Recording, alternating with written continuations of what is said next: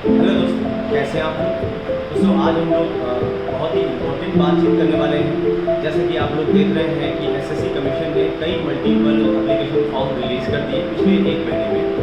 Translator, stenographer, CGL, CHSL और even MTS भी आ गया। तो दोस्तों, हम लोग इसी मुद्दे पर बात करने वाले हैं कि जैसे बच्चा जो है वो अचानक कई एप्लीकेशन फॉर्म आ जाने की वजह से थोड़ा सा कन्फ्यूज हो गया है कि हम किस तरीके से तैयारी करें, क्या स्ट्रेटजी होनी चाहिए और किस सब्जेक्ट को कैसे जो है हम तैयार करें। तो दोस्तों, हमारे साथ हैं मैथ की फैकल्टी मिस्टर सूर्या सर, जो है आपको मैथ्स के बारे में कुछ टेक्निक्स और ट्रिक्स बताएंगे। सूर्या सर थोड़ा सा बच्चों को गाइड करें कि कैसे वो प्रिपरेशन कर सकते हैं। बच्चा लोग सभी लोगों को वेरी वेरी गुड मॉर्निंग। कैसे हैं आप सभी लोग? आई होप अच्छे होंगे। दोस्तों, जैसा कि सर ने बताया कि एमटीएस, सीजीएल और सीएचएसएल की वैकेंसी है, ठीक है। तो सभी लोगों को एक्टिव हो जाना है, ठीक है, क्योंकि इस बार सिलेक्शन सभी बच्चों को लेना है और माँ बाप के सपनों को साकार करना है। तो उसके लिए सबसे पहले स्ट्रेटजी प्लान क्या है आपका, आप कैसे पढ़ाई कर रहे हैं, तो ये तो हम बता ही नहीं सकते, लेकिन हम ये चाहते हैं कि इस बार जो है सभी बच्चों का सिलेक्शन हो। उसके लिए करना क्या पड़ेगा, आपके लिए एक स्पेशल बैच हम लोग लेकर आए हैं, मैथ का स्पेशल बैच, जहां पर एग्जाम ओरिएंटेड चीज़ें जो शॉर्टकट हो सकते हैं, जल्दी से क्वेश्चन को कैसे बनाएं, ठीक है, इन सारी चीज़ों को लेकर हम लोग क्लास में डिस्कशन करेंगे, जिससे आपके सिलेक्शन में हम भी कुछ भागीदारी ले पाएँ, आपके सिलेक्शन में कुछ चार चांद लगा पाएँ, ठीक है। तो अगर मान लीजिए आप इस प्रैक्टिस बैच को ज्वाइन करना चाहते हैं तो आप जो है ब्रांच आकर विजिट कर सकते हैं, ठीक है। और यही हम आपको मैसेज देना चाह रहे थे। और अब बात करेंगे मिस्टर आदित्य सर। तो सर देखिए, क्या है कि जो बच्चा है वो इस समय बहुत कन्फ्यूज है और मल्टीपल एग्जाम्स आने की वजह से, जैसे मैथ में कैसे पढ़ना है, इंग्लिश में कैसे पढ़ना है, मैं यही बताना चाहता हूँ कि जैसे इंग्लिश लैंग्वेज जो है और इंग्लिश लैंग्वेज और जीएस को अगर आप देख लेते हैं और मैथ्स को देखते हैं और रीजनिंग को देखते हैं, मैं ये देखता हूँ कि जैसे मैथमेटिक्स और रीजनिंग एक इंटरेस्टिंग सब्जेक्ट मानते हैं। ज़्यादातर बच्चा जो है इंगेज रहता है मैथ्स और रीजनिंग को करने में। लेकिन मैं आपको स्ट्रेटजी एक बढ़िया बताता हूँ। आप जैसे देखते होंगे कि जो भी हमारा प्री एग्ज़ाम हुआ करता है उसमें जो सिर्फ हमारा 1 आवर मिलता है और 100 क्वेश्चन हुआ करते हैं सर चीज़। तो अब इसमें प्रॉब्लम क्या है कि अगर बच्चा मैथमेटिक्स और रीजनिंग को सॉल्व करते करते अपने टाइम को थोड़ा वेस्ट कर देता है तो वो रिलैक्स फील करता है।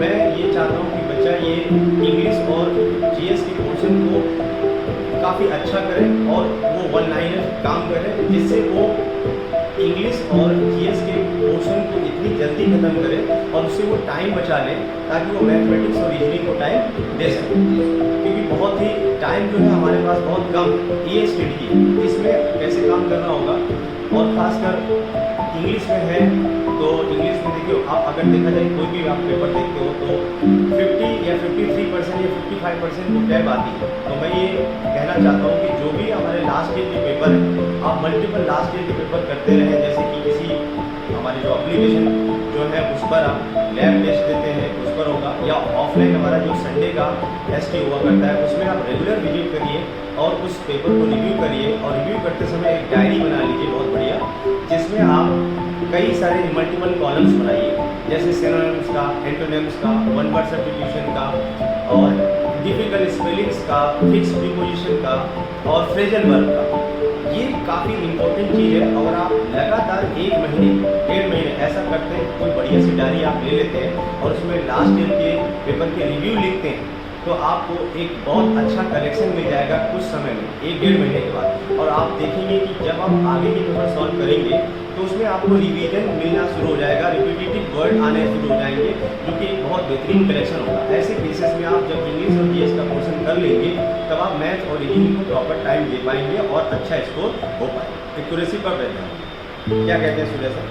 जैसा कि आदित्य सर ने बताया टेस्ट को लेकर, देखो होता ये है कि जब मैक्सिमम बच्चे जैसे मान लो हम लोग फोर्स करते हैं टेस्ट को लेकर कि संडे को टेस्ट हो टेस्ट हो, हालांकि इसमें किसी भी टीचर का 1% तो दूर रहा, 0.1% भी प्रॉफिट नहीं, ठीक है। ये सब आप लोगों के हित के लिए बोला जाता है कि आप अच्छा स्कोर करें। और होता क्या, चलो ठीक है हमने बोल दिया, आप टेस्ट देते भी हैं, साथ में होता क्या, टेस्ट देने के बाद बिल्कुल आप फ्री हो जाते, निश्चिंत हो जाते हैं, उसका एनालिसिस नहीं होता सर, बिल्कुल एनालिसिस नहीं होगा। सबसे ज़्यादा मैंडेटरी तो ये है कि टेस्ट दो और टेस्ट देने के बाद में क्या करना है, उसका एनालिसिस करना है। आपको पीएसएस की सुविधा दी गई है। अगर मान लो किसी प्रकार की कोई प्रॉब्लम अगर रहती है तो इंडिविजुअली टीचर से मिलो, जो भी डाउट रहता है, जो भी कंसर्न रहता है, आप उनसे मिलो और चीज़ों को सीखो। टेस्ट होगा तो सिलेक्शन होगा। देखो एक चीज़ याद रखिएगा, पढ़ना अगर पढ़ने से ही सिलेक्शन होता, ध्यान दीजिएगा, पढ़ाने से सिलेक्शन, जैसे मान लो आप इतने ढेर सारे बच्चों को हम लोग पढ़ाते हैं, अगर पढ़ाने से ही सिलेक्शन और आप क्लास में बैठो तो पढ़ लो, काम खत्म हो जाए। अगर इसी से सिलेक्शन होता तो सभी का हो जाता। तो टेस्ट मैंडेटरी है, पढ़ने के साथ साथ में टेस्ट दो। कोशिश ये करो कि जैसे कोई टॉपिक अगर आपको पढ़ाया गया तो पहले तो आप टॉपिक बाय टेस्ट दो, देन इसके बाद में वीकली एक कंप्लीट पूरा होल टेस्ट दो। क्यों सर, सही है ना?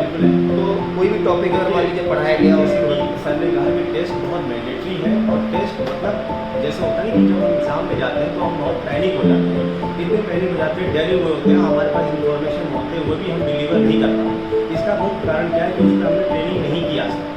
तो अगर आपका जो ओरिजिनल एग्ज़ाम होने वाला है उससे पहले इतने टेस्ट दे लीजिए, इतने स्पीड टेस्ट दे लीजिए, ऑफलाइन से लेके ऑनलाइन, ऑनलाइन मोड है तो ऑनलाइन भी देना जरूरी है, इवन ऑफलाइन भी दे सकते हैं। इतने टेस्ट दीजिए ताकि आपका जो डर है वो क्या खत्म हो जाए, और ऐसी आदत बन जाए कि जैसे कि हम संडे को स्पीड टेस्ट देने जा रहे हैं या आते हैं, उसी तरीके से हमारा रियल एग्ज़ाम भी लगना चाहिए। एकदम जाते हैं एग्ज़ाम में, बैठते हैं और पेपर आराम से करके और बाहर आ जाते हैं, बस वैसे ही फीलिंग आनी चाहिए। सही है कि नहीं? हाँ, तो बच्चा लोग ठीक है, तो हम यही चाहते हैं कि इस बार जो है आप सभी लोग सेलेक्ट हो। और फर्दर कंसर्न जो है आप ब्रांच में आके विजिट करिए, PSS में मिलेंगे, ऑफिस में मिलेंगे, और हम लोग नेक्स्ट वीडियो में मिलेंगे। क्यों सर?